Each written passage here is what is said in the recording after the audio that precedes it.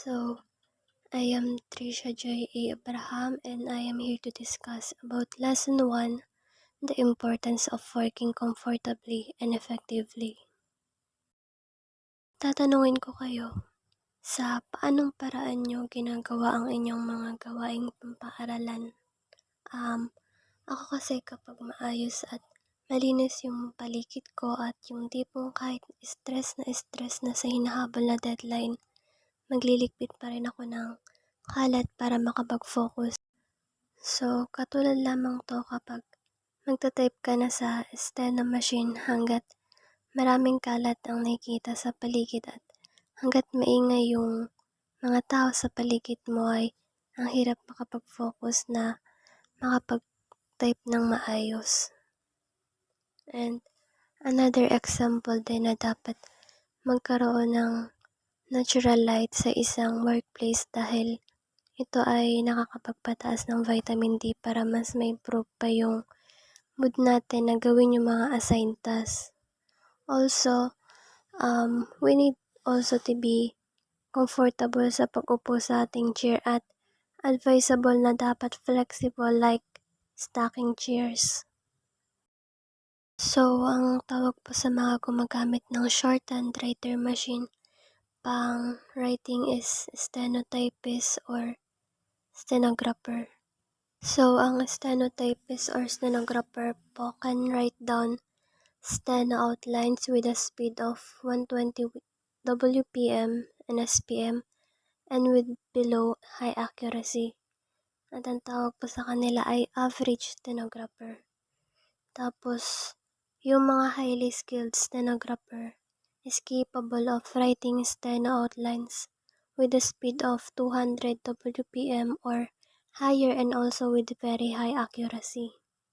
So again, stenotypist or stenographer ang tawag sa taong gumagamit ng shorthand writer machine. They can be an average or real-time stenographer depende sa speed and accuracy nila sa pagtatype. Sa average, their speed is 120 WPM and with below high accuracy, while real-time stenographer is capable of typing with a speed of 200 WPM or higher with very high accuracy. First is itong stenotypist or other term ng stenographer. Second is itong court reporter. So, ang court reporter ay yung stenographer na nagtatrabaho sa loob ng isang courtroom or trial court. At yung ginagawa nila is they make a transcript of legal proceedings and other events in which spoken word must be preserved. Third is court reporter or communications access real-time translation. So, card providers always work po in real-time for a primarily deaf and hard of hearing clientele, and card reporter must be a real-time stenographer that works with a real-time steno machine. Next is broadcast captioner. So, yung ginagawa po nila is to provide closed captioning para sa mga live television broadcast. Ito po yung nakikita natin sa ating TV gaya na lamang po nung nasa gilid na image sa baba ng babae and ang pagiging broadcast captioner po ay dapat na real-time stenographer who works with a real-time steno machine. Ito yung mga career opportunities para sa mga stenographer. Court stenographer, pwede silang magtrabaho sa regional trial courts, Supreme Court, judicial courts, sandigan bayan, military courts, Armed Forces of the Philippines or other trial courts on government agencies. And sa court reporter naman, they are stenographer for meetings and events lalo na kung may mag-attend na deaf or hard-hearing clients.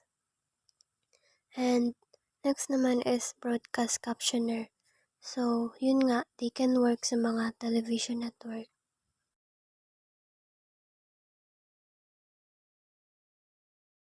So, yung Machine shorthand po is a phonetic writing system that employs a compact keyboard. So, sa keyboard po na ito, mayroon 23 keys, 21 para sa mga letters and an asterisk at number bar. Di niya contain lahat ng letters sa isang alphabet since the missing letters are recorded by pressing a combination of keys. At ito yung rason kung why stenotype machine's ability to type words is much faster than QWERTY keyboard found on most typewriters and computers. Take note din po pala na the word cat is spelled phonetically and stenotype K is used rather than C. Kasi yung stenotype keyboard, most words are written phonetically. And when it comes sa pag-touch naman po sa keys, silent po ito unlike sa typewriter or keyboard para sa computer. Kaya require po na light touch lamang. Also, this machine can produce shorthand at speeds well over 250 words per minute. Dahil through the use of abbreviations and phrases, it speeds up writing. And when it comes to their weight, magaan lang po siya at portable. So yung stroke po, it refers to the depressing single key or key combination on stenotype machine. For example, yung word na cat, sabay-sabay pipindutin yun para makarite na mabilis. And next is yung outline or dito naman po yung group of letters used to define a word. So, yun po, sabi dito, the first day of class is when the stenotype student should be taught that the best moment to highlight the word correctly is writing it, rather than relying on recollection or context to help them subsequently understand what was spoken. This means that kung mag-highlight to po ng isang word, kailangan itong isulat rather than nagre-rely lamang sa recollection.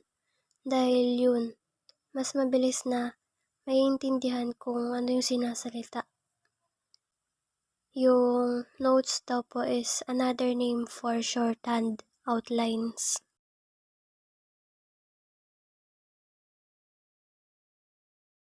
So, sa acronyms po, meron po tayong 6 na dapat tatandaan. First is yung CSE or Captioner Student Edition. Second is yung AC or Alternating Current.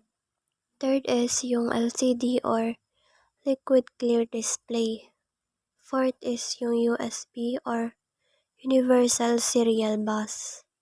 And fifth is yung SPM or strokes per minute. And lastly is yung WVGA or Wide Video Graphics Array 800 by 480p resolution. Next naman po is yung words na hindi pa familiar sa atin at dito malalaman natin kung ano nga ba yung mga kahulugan ng mga ito. So, steno machine or shorthand writer, steno writer. Ito po yung equipment na ginagamit for stenography. And Luminex CSE Captioner Student Edition. Ito po yung current model of stenograph writer para sa mga students. Case Catalyst. Dito naman po yung software na naka-install sa laptop at ginagamit po ito for transcribing steno notes. And Stenograph. So, yung Stenograph po is the company and brand of steno writers. Next is we have AC or Alternating Current. So, ito po yung current on the steno writer charger. And LCD or liquid clear display. Ito po yung technology used on the Luminex CSE display. And WVGA or Wide Video Graphics Array. So, ito po yung resolution display sa Luminex CSE Steno-Writer.